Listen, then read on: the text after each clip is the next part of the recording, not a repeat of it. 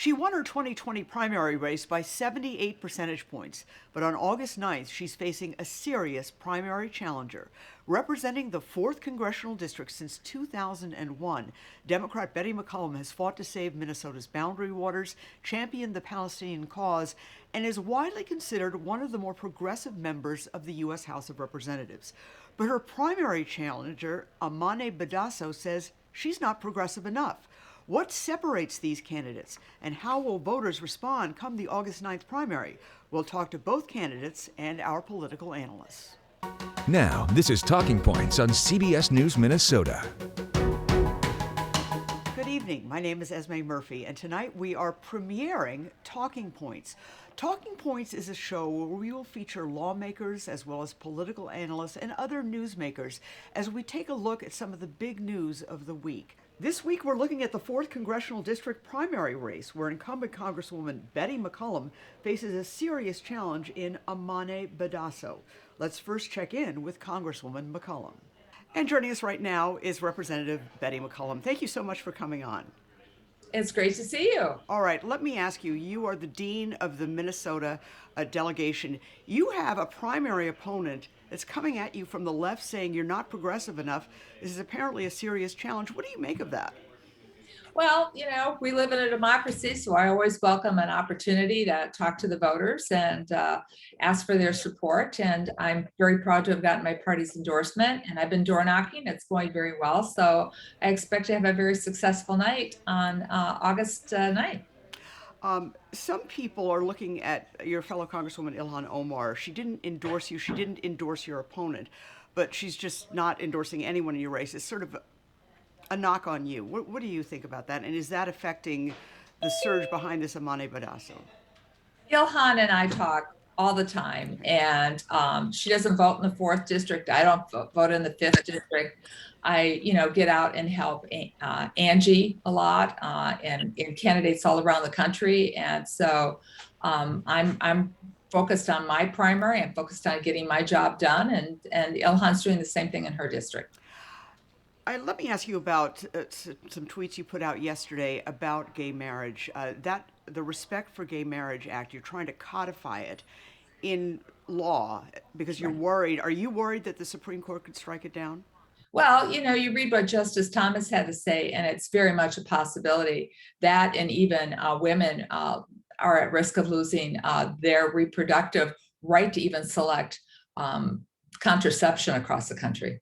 So what's it like for Democrats who've been there, and you're in leadership, with this sort of wave of things and wave of uncertainty about things that people thought were long settled? This has been really challenging because for a long time, I've been telling young women, young adults, that a lot of the rights, whether it's gay rights, the right to reproductive freedom, the right to, make your own medical decisions for yourself and not have the government interfere them. We call them rights, but what they've been is privileges, and privileges can be taken away. And, people were like, oh, don't worry. We watched the Supreme Court hearings. They said that they supported Roe. I had my doubts about that. And so, I'm not shocked. I'm disappointed, but I think a lot of the younger generation are totally shocked at what the Supreme Court's doing. Switching gears, a lot of people may not know, they know you as a congresswoman, they may not know that you chair a very important subcommittee on the House Appropriations Committee, which is the committee that controls all the money. You are the chair of the Defense Department Committee. What do you do in that respect, and what are some of the things that you feel you've been able to guide the Defense Department in ways that you would like to see them run? The Department of Defense does a lot of research, and it does a lot of research into energy. It does a lot of research into renewables. And one of the national security issues that the Department of Defense is dealing with, believe it or not, is climate change. So we've been working a lot in the committee on building resilience into structures, figuring out everything from timber and concrete and how to hold up against hurricanes, all of that. Those are things that are all going to be transferable over into the private sector as we battle climate change as a nation, along with a lot of the healthcare innovation that's done in the Department of Defense. So we've been able, working with the administration, they're all on board on this, working on what we need to do to address climate change. The House Appropriations Committee, a coveted seat, that's a very coveted committee. I saw you tweet just a short time ago about bringing home some of the bacon for St. Paul. Are you in a position with your seniority to bring more dollars to St. Paul? I'm in a position to help Minnesota through what we do with community directed projects. For example, what I did with getting more police radios for the city of St. Paul, what I'm trying to do in Woodbury to help with their PFAS, water contamination, helping small nonprofits. Those are direct things that I can be involved and engaged in. But also when we were doing the COVID relief packages and some of the things we're trying to do right now to mitigate what's happening in the economy, I'm Minnesota Voices at the table.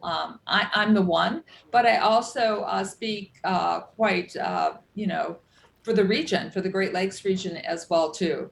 We don't have a lot of representation in Congress, but I'm there on the Appropriations Committee. I saw your chief of staff quoted as saying, you lose Betty McCollum, you lose all this seniority and the importance and the power that comes with seniority.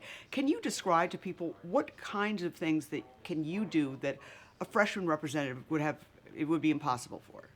When you're first on the job, you don't know quite what you're doing. I mean, I know about voting on legislation, I have opinions on policy issues, but as you're in Congress, you figure out, very quickly, and for me, one of the reasons why I'm an appropriator, you can have a lot of great ideas, but if you don't have the money to go behind it, it's not going to go anywhere. But then what we have to do is we have to get our other colleagues to join us on some of the ideas and things that we want to fund and the direction we want to see our nation go in. So that's what I've done. I've built relationships. I've understand how the process works. And I'm a trusted, respected legislator. And so it's paid off well for Minnesota and the people I represent. Well, Congresswoman Betty McCollum, thank you so much for your time. We really appreciate it. Obviously, we're going to be following the primary and the general election in the 4th Congressional District. She says Congresswoman Betty McCollum is not progressive enough. Well, coming up, we'll talk with the challenger, Amane Badhasso.